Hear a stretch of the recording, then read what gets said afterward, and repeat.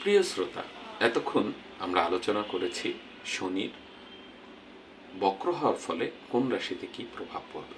এবার আমি আলোচনা করব যাদের শনি অশুভ চলছে বা যাদের শনি অশুভ হতে যাচ্ছে তারা কি কি প্রতিকার করতে পারে। জ্যোতিষশাস্ত্রের প্রথম প্রতিকার হচ্ছে রত্ন বা উপরত্ন ধারণ। যারা রত্ন বা উপরত্ন ধারণ করতে চান না বা ধারণ করতে পারেন না তাদের জন্য পরামর্শ হচ্ছে আপনি বেশি বেশি লোহা বা স্টিলের তৈরি জিনিসপত্র দান করুন।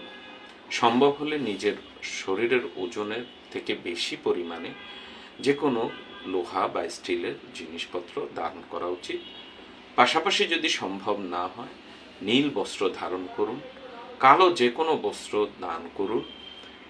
কালো তিল হতে পারে, কালো তিলের তেল হতে পারে, সর্ষের তেল হতে পারে, যেগুলো দেখতে কালো বা কালটিসে স্বভাবে।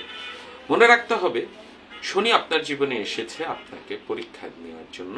আপনি আপনার জীবনে কিভাবে এগিয়ে যাবেন সেটাই হচ্ছে বাস্তবতা। শনির এই সময় ভয় পাবেন না, ধৈর্যের সাথে পরিস্থিতির মোকাবেলা করবেন এবং সম্ভব হলে বেশি বেশি ভালো ভালো কাজগুলো করবেন, অন্যায় কাজকে পরিহার করবেন, দেখবেন শনি ভালো থাকবে। শনিবার এবং অমাবস্যা বা পূর্ণিমা অথবা গ্রহণের সময় লোহা বা লৌহজাত দ্রব্যাদি বা সম্ভব না হলে খুচরো যে কয়েনগুলো আছে বাংলাদেশের, যে কয়েনগুলো লোহার তৈরি, সেগুলো দান করবেন। দেখবেন যে শনি আপনার প্রতি প্রীত হবে এবং আপনার জন্য মঙ্গল বয়ে আনবে। এই ছিল শনির প্রতিকার। যেহেতু শনি প্রায় 138 দিনের মতো বক্র থাকে, যার জন্য কম বেশি শনির এই বক্রকালে সবাই কিছু না কিছুভাবে সাফার করে। গৃহের বৈদ্যুতিক যন্ত্রপাতি এবং যন্ত্রপাতিগুলো সাবধানে রাখবেন।